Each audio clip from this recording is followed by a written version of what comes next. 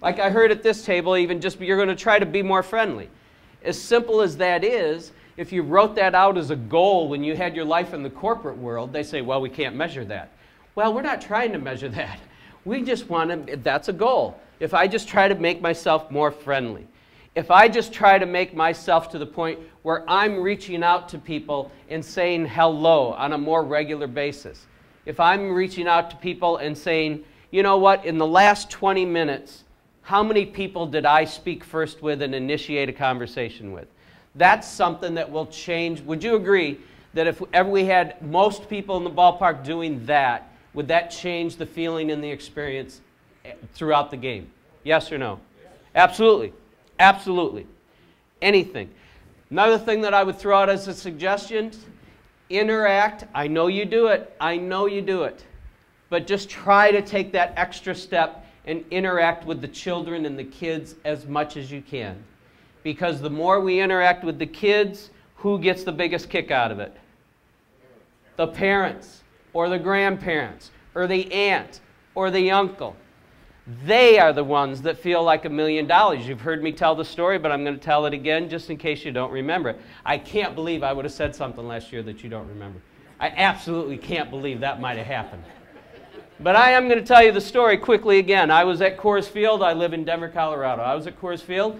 I took my, I hate to admit this, folks, it's not my niece that I took. It was my great niece, my grandniece. And we're walking out. I'm with my niece and her husband, and they have their child with them, which is my grandniece. And as we're walking out, all we're doing, we're just leaving the stadium, minding our own business, leaving the stadium, and there's a gentleman standing there as we're vacating the stadium. And as he looks at us, he catches eyes with us, and then he looks down. She's about this tall. Her name's Kinsale. And as he looks down to her, as she's exiting the ballpark, he does this. He gets down on one knee, looks her right in the eye, has a smile on his face, and he says, "Did you have a good time tonight at the ballpark?" Folks, it was like Santa Claus showed up for her. And who do you think got the biggest feeling out of that? Kinsale's parents. When I looked over and saw the look on both their faces, literally, it was like one of those commercials. I was standing there and that little bubble in my head was like, this is priceless. This is priceless. The same thing happened during the game, about the second or third inning. I'm not going to lie, the Rockies were very nice and I had good seats.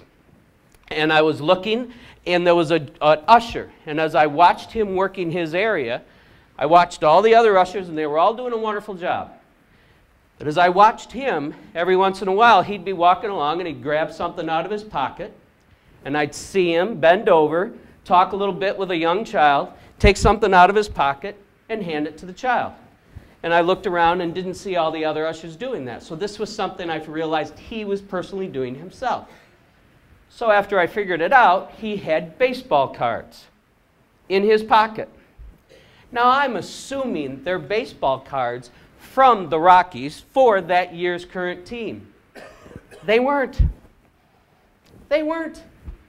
She got a baseball card from him from like somebody from the Cincinnati Reds. Wasn't even somebody from the Rockies. Do you think she cared? No. Absolutely not. She came back to the seat showing that to her mom and dad. And again, I just sat there and I thought, man, how easy was that? And do you think he did that 112 times that night? No, he probably did it 6 or 7. You can't bring new kids into his section, right? So I don't care. I'm not saying go out and find old baseball cards and pass them out. I don't care what you do. But anything to interact more with the fans that makes them feel like, you know, this was the money that I should have spent. This was good.